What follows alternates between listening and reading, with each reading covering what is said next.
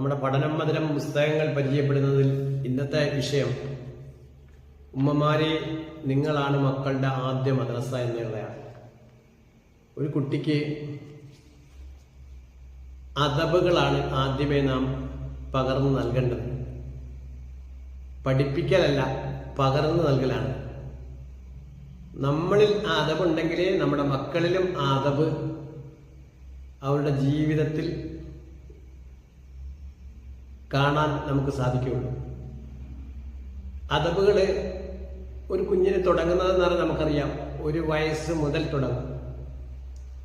അതായത് 1 വയസ്സെന്നല്ല, ആ കുട്ടിക്ക് ആദ്യമേ പ്രസവിക്കപ്പെട്ട കുട്ടി കുടിക്കുന്നത് മുലപ്പാലാണ്.